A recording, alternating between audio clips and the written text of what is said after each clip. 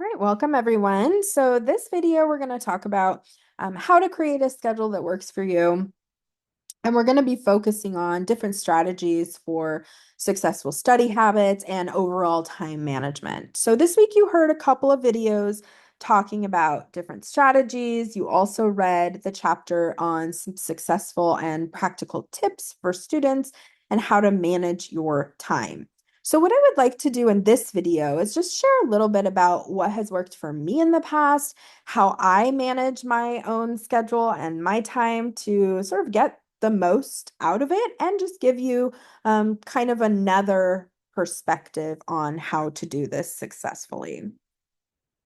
So, kind of asking yourself how you typically create a schedule. And this is good for you even to pause the video and maybe just take a couple minutes to think about it or sort of jot down how you do this. I know that everyone's way or method of creating a schedule and managing their time is different. But when you are a student, and if you are a full-time student, this becomes essential. Being able to successfully manage your time is essential to you being successful in your academic career. So how do you do this? And I'm just going to go through a little bit how I would do this as a student and honestly how I still do this today. So do you at the beginning of every semester think about first, what do you want your days and weeks to look like? Do you plan those out? Do you go day by day, week by week? Do you plan out months in advance or even the entire semester into your calendar? When I was a student, I did take the time to sit down and plan out, I would say at least 90% of my semester at a time.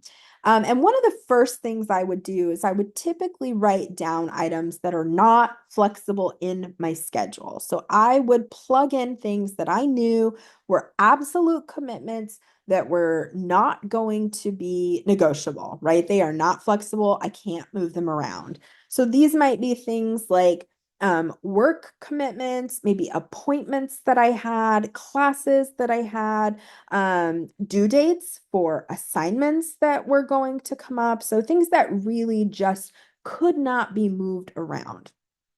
So when I'm plugging in to a schedule, and I personally, so I know everyone likes different little calendars and notebooks and ways to keep yourself organized. I really love the planners that are laid out hour by hour throughout the day. I think a lot of people look at those and they go, that's a lot though. But for me, it helps a lot to plan my day out hour by hour. So I know exactly around a certain time where I should be and what I should be doing. It really helped me be super successful when I was a student. And still to this day, I find it is the most sort of valuable way of planning my time. And I get the most out of what I'm, wanting out of my day and weeks and so on. If anyone's curious what planner I use, you can always email me or let me know and I'll send it to you. It is like the most basic planner and it literally looks like this basically in book form where it's just day by day, hour by hour, but I love it. I digress. Anyways, so first we're going to plug in the determined stuff. So for me in particular, I look at things that I'm not going to be able to move around, right? I'm probably going to look at my work and my teaching, my office hours. These are set time scheduled things that I'm not going to be able to move around. So like my office hours, I have to be on campus at 9 in the morning from 9 to 10:15. I immediately go into teaching a lab, and then about an hour after that, I go into teaching a lecture. And that happens every Tuesday and Thursday. Those things are non-negotiable. I cannot move those around. Um, Monday through Friday, I also drop off my kids at school. So I have two wonderful children. I have to drop them off before my day starts every day. So from about 7:30 to 8:20 is when I'm dropping off kids at school and either driving to work. So I do have another full-time job. Teaching is not my only job. or I'm coming to campus to do office hours and teach the class that I have in person. So I've sort of plugged in the things that I can't move around for the most part, right? For the most part, every week, Monday through Friday from about 7:30 to 5:30, this is what my days are going to look like. Then I usually, oh, I don't know why those disappeared. Then I usually plug in any meetings or appointments that I know I'm going to have that week. So first I kind of go like big to small. So I do the whole semester where I know these are the things that are going to be the same every week, all semester, which are dropping off the kids, work, teaching, office hours. Those things are never going to change. Then I go kind of week by week. What are some things that I know are happening in that week or that are consistent week to week? So, for example, one of my kids, he plays Dungeons and Dragons. He's in two Dungeons and Dragons groups. And so I plug those in because I know he's going to be doing that every week.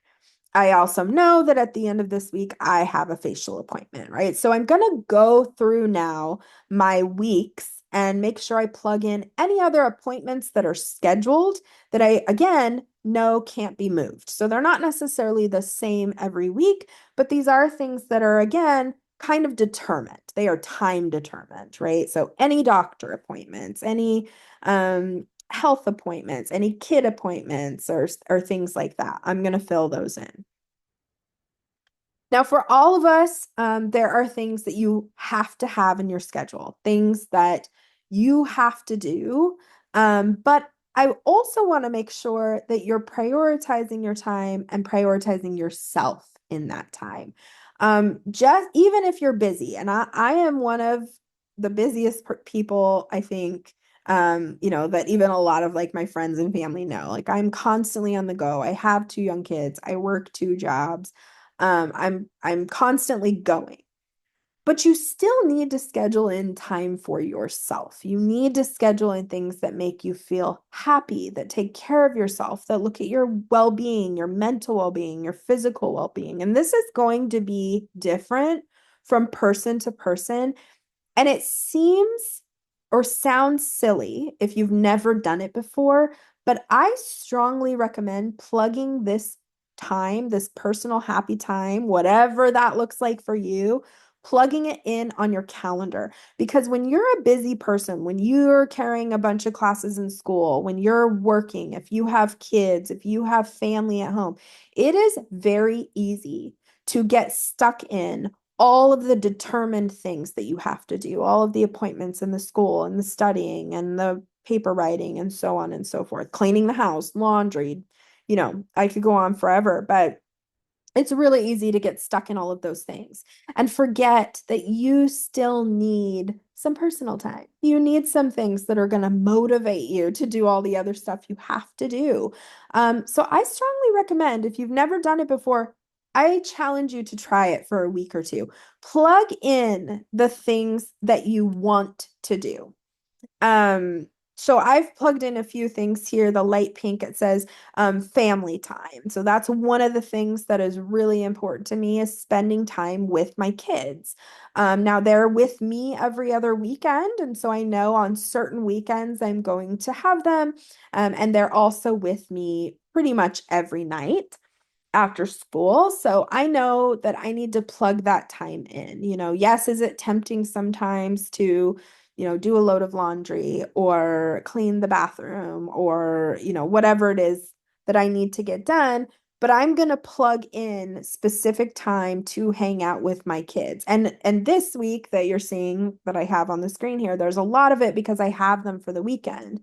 And on the weekends I have them, I really take advantage of that time. I can do a lot of laundry and house cleaning on the weekends they're not here. So I'm going to prioritize spending time with them when I do have them. I don't know why these keep disappearing. Sorry. I'm also going to put in other little things that I enjoy doing. So on a Sunday, I might have a little me time. I really enjoy going to the market and then taking myself out for a coffee and a little breakfast by myself. I love that alone time if I can have it. I think my kids might be with me on that me time, but we'll see. I also have a girls' night coming out up, so we're gonna go to dinner, have some drinks. I also really enjoy knitting, and I haven't plugged it in here. I should have. Um, but you can plug that in as well, right? If you love, Netflix and chill, if you love to watch your TV shows, pick an hour every day that you're going to say, even if I'm busy, even if I haven't finished my paper yet, I'm going to take a little brain break and I'm going to take 1 hour and watch one episode of my favorite shows. It's okay to do those things. You cannot go 24/7 like a robot, constantly studying, constantly working, constantly cleaning, constantly going to classes. You can't do it. You're going to burn out at some point. Schedule your time, schedule yourself some time to take care of yourself, whatever that may be. If it's taking a nap with your dog on the couch, if it's knitting, if it's spending time with your kids, if it's just going outside and sitting outside in the sun for 20 minutes, whatever you need to recharge, that's going to help motivate you to do all of the other things that are hard that you have to get done. Make sure you schedule yourself time to do the things you love as well. And after that, after you've done your time determined things that are not going to move, your high priority items, and a little bit of me time in there, then the rest of the time is kind of flexible. You can kind of start tackling things on your to-do list and plugging those in. So at this point is where I typically block out times that I have a list of things I want to get done. Now, I want you to notice that some of these things you'll see appear on my calendar seem pretty important, and they are. They do need to get done, but I still think that plugging in your me time and your little, things that you do to relax are still more important than these. And you'll kind of, I don't know why these boxes. Here we go. So, for example, grading and class prep. That has to get done.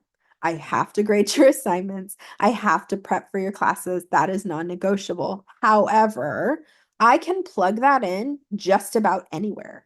I can do that at night after the kids go to bed or early on a Saturday morning before they wake up. I can plug those in wherever. So I do have to get that done, but ultimately that can get done at any time. And that's why I sort of wait to plug it in at the end, because if it's something that needs to get done, but it can happen at any time, just wait. Plug it in at the end. Plug in all your other things first, including your me time. And it also usually means I can rearrange or reprioritize them on a weekly basis. So I usually will sort of look at my week a couple days before, like the weekend before the next week, and I'll say, okay, now where can I plug in some of this other stuff? Some grading, some class prep. Maybe I need to work on a project around the house. Maybe I need to, I don't know, do some I can't even like wrap my head around it. Maybe I'm going to plant flowers, right? Maybe I'm going to do a project out in the yard. Again, these are things that are on my to-do list. I definitely want to get them done, but they are flexible. I can kind of put them wherever. You're also going to want to actually schedule in all of the things, and I've kind of already mentioned this, but all of the things that have a due date, right? So when are your exams? When are your papers due? When are your assignments due? Make sure that you actually mark the due dates. And what I personally found really helpful when I was a student is I would also put a week out reminder on my calendar. So let's say a paper was due, I don't know, next Monday. There would also be a big red note or a sticky note or something on the Monday before that says, hey, you have a paper coming up in a week. So just make sure that you're plugging in time this week to get that finished. And I would usually plug in my own little personal due dates of how far I should be on a paper. So let's say a paper is due, let's say October 9th. Okay, let's say a paper is due October 9th. On September 9th, I want to at least have, so 1 month before, I want to at least have an outline for the paper done. Meaning I have planned out what my paragraphs, my thesis topic, my topic sentences, my conclusion sentences, like I've kind of mapped out what the paper's going to say. Maybe a week after that, I want to have my introduction paragraph and at least one extra paragraph done. 2 weeks before the paper's due, I want to have at least 75% of the paper done. 1 week before the paper's due, I want to have a rough draft of the paper. So maybe it's not perfect, but at least it's done. And then I have an entire week to read over it a bunch of times and adjust things as needed. So I strongly recommend to my students now doing these things. Put due dates throughout your calendar for those papers, for studying for exams. And then, of course, marking the actual due dates as well. Um, it's really good to estimate how much time you need to dedicate to each of your classes too. Again, this will likely change throughout the semester, so it might not be something that you have to plug in for the entire semester, but you could go week by week and say, okay, this week I only need to dedicate like an hour to this class. We have no exams, we have no assignments, we have no papers. But in 2 weeks, I might have to dedicate 4 hours to that class because we have a test coming up, something like that. So week by week, you want to take stock of what is due in a class, how many assignments you have, and how many hours you need to dedicate to that class and plug them in on your calendar. Tuesday from 10 to 12, I'm going to work on stuff for this class, Psych 4. Thursday from 9 to 11:30, I'm going to work on the paper for my English class, and so on and so forth. Really plug everything in to your day. I promise you that if you do that, you will be a lot less stressed and you're a lot less likely to procrastinate on things. Um, Try not to cram. I know that you know, teachers say this all the time, right? But you do better if your studying is focused and meaningful. If you are trying to cram at the last minute, it's going to be very difficult to remember what you've studied when you read, when you write down notes, when you summarize important information.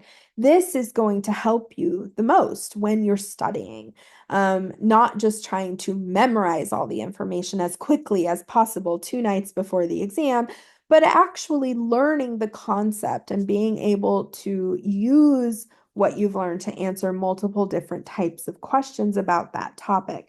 So again, this comes back to your ability to manage your time, right? And this is why I strongly recommend to students actually scheduling time to study for things so that you know, okay, I don't need to stress about my English paper right now. I've scheduled to study for my psychology exam, and I will have time to work on my English paper. And I know I'll have time because I've also scheduled time for that later in the day. So the more you schedule, the more you structure your time, the less stressed you're going to be about getting stuff done because you know, well, I scheduled time to get that done. So I will have the time to get it done. Right now, I need to focus on what is on my schedule, which is studying for this exam.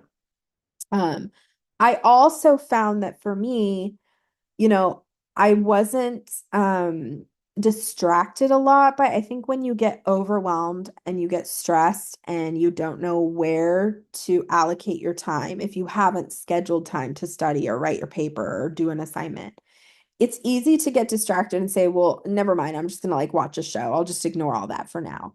Versus if you've scheduled time for yourself to watch the show, it's much easier to tell yourself, okay, focus right now on writing your paper because when you're done, you've already scheduled yourself an hour to go watch your favorite show. So you know that that me time is coming. You know that that time to relax and to stop thinking about schoolwork is coming because you've done yourself a favor and you've scheduled it into your calendar that day. And you will be able to study better, focus better, write, focus on your writing if you're writing a paper. Those things will be more successful because you won't frantically be stressed about what you're doing with the rest of your time. It's all scheduled out for you.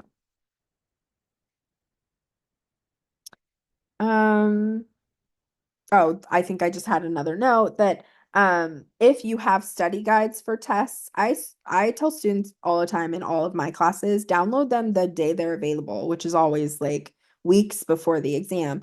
Don't wait to look at that study guide till you're, getting ready to study 2 nights before the exam. Have it in your calendar. I used to fold my study guides and just tuck them into my planner so that anytime I had a slot of time scheduled to study, I could immediately pull out the study guide and look at the questions. I always tell my students build rapport with your instructors, drop by their office hours, hop on their Zooms. You can ask questions about the exam, clarify structure about the exam. You can even tell them how you're preparing for the exam, and they should be able to tell you if that's a good study strategy or not. It will help you hone in on your study skills and making sure that you're actually studying the correct way for your exams. I've already kind of talked about this a little bit, but any classes with papers, it's the same. You don't want to cram right. It's extremely stressful when you cram right. Now, I will admit, I am guilty. I have done this in my grad classes.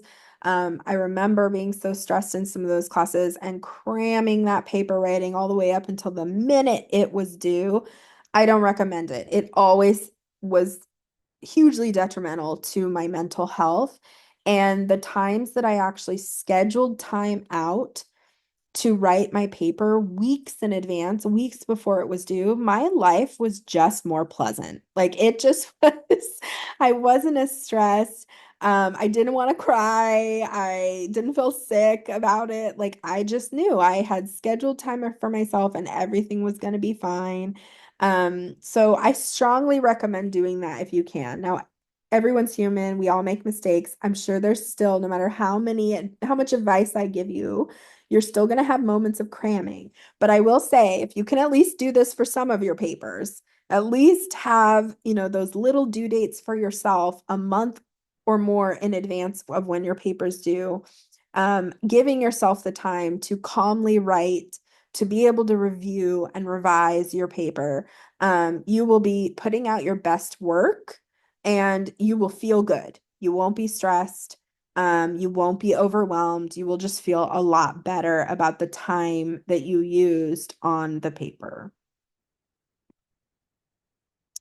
And I'll just leave you with, kind of a little bit of life advice, which is sort of what this lecture was about. We all have aha moments, right? I know in grad school, I was pretty honed in on my time management. When I was a grad student, I graduated in 2020. I was the first person in the psychology department actually to defend my thesis on Zoom. I was literally in data collection when the world was shutting down. It was a crazy time. And as a grad student who's just trying to collect data on their thesis and graduate, it was extremely stressful. And there was a time for a few months there where, when we were all just like in limbo and everyone was just at home doing nothing and what do we do with our lives? But the pandemic kind of slowed us down, right? I think it forced everyone to slow down. And when I started coming back into life or back to normalcy, I had lost sight of structuring my time and managing my time really well. And I found myself being very overwhelmed and very stressed. And I had to kind of sit down and ask myself, okay, hang on. Like, you used to do this, and yeah, you have a full-time job and you have 2 kids, and it's a little overwhelming going back to real life after we've been sitting at home for however long. But you used to do a lot more than this. You used to juggle, 4 grad classes and being the president of the student association and going to conferences and giving talks at conferences and so on and so forth. You knew how to do this before.